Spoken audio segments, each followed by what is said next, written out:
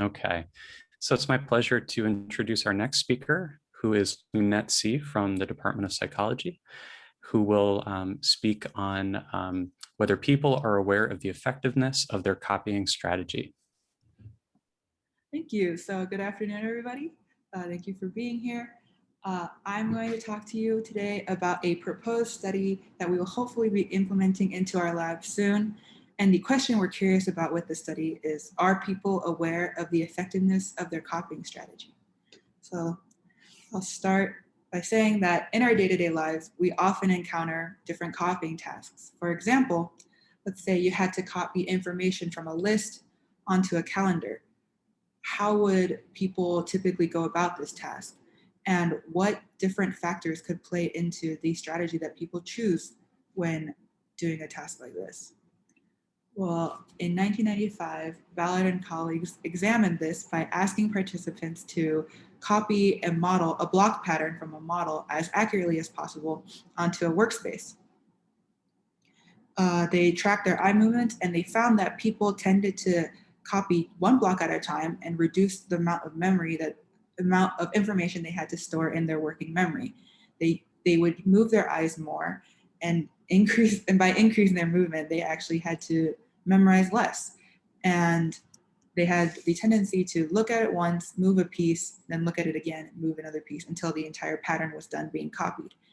And this is done so that only the most necessary information is stored at the time, and it's only used when it has to be used, and they don't have to memorize anything that's unnecessary for the moment.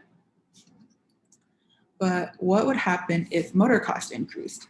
Gray studied this in 2006 by having 3 different motor cost condition groups. So with the lowest cost, the participant had to just press a key because this study was done on a computer, and they had a target window, and they had to copy the pattern onto their workspace.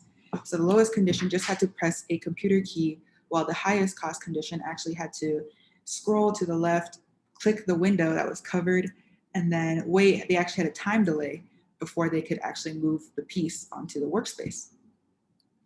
And with this increased motor cost, Gray found that people will change their copying strategy by memorizing more information. So those in the highest cost condition were more likely to look at the model for a longer period of time and move more pieces per look, as opposed to those in the lowest cost condition, which would typically use the pattern that was examined in the Ballard study. But both of these studies have their limitations. So with the first study, the Ballard study, they didn't really look at motor cost at all. And with this study, it was done on a computer, so it's a little bit harder to define the effects of body and head movement. So that's why last year we ran an in-lab study where we replicated this block copying task. And every trial had gave participants a different demand. So these demands varied from motor cost. The model could be 45, 90, 135 degrees, or 180 degrees around the participant. So the model could have been right next to the participant, or it could be all the way behind them. And as the angle increases, so with motor cost. And on top of that, the task had 2 different levels of difficulty. So the easier tasks would have the pattern all be one color, while the harder tasks would have 4 different colored pieces, as shown on the right here.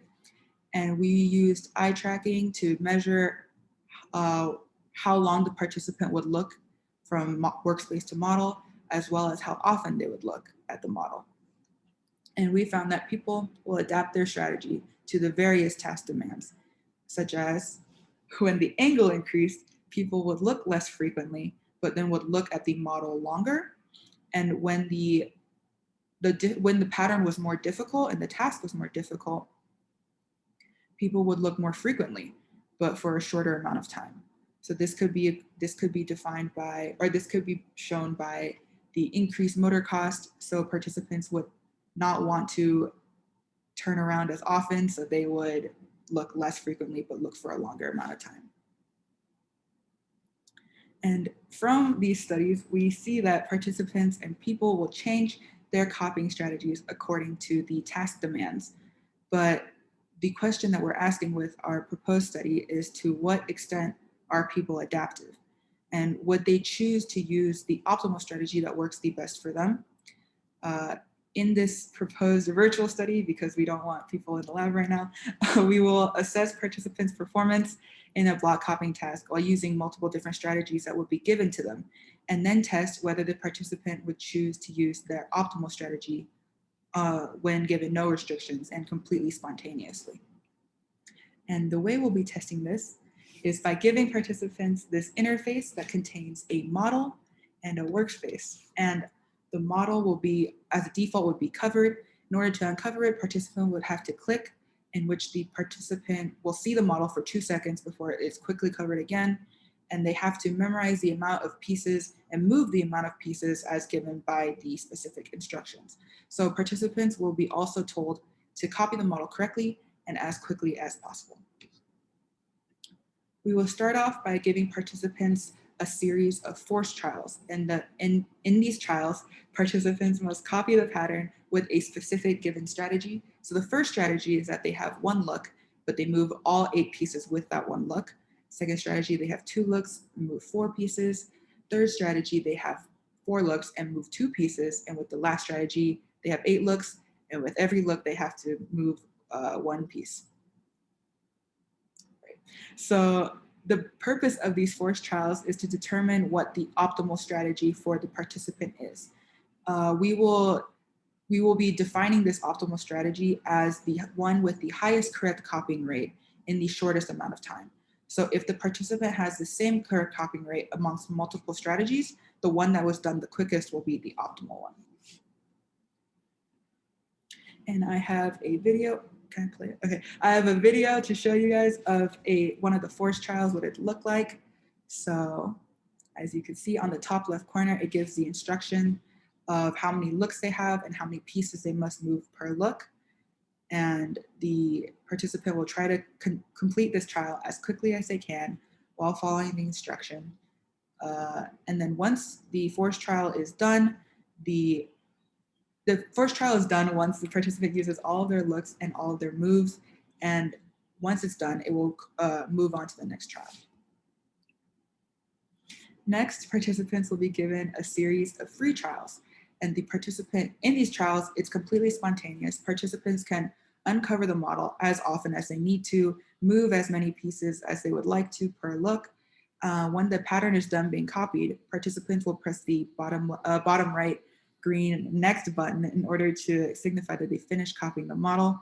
And we will record which strategy they use spontaneously. When there's no restriction, which strategy would people opt towards? And based off of the optimal strategy measured in the forced trials, as well as the strategy used the most often in the free trials, after comparing the two, I predict that participants will spontaneously choose to use that optimal strategy to copy the model when given no restrictions. And there are a few things we can look towards in the future.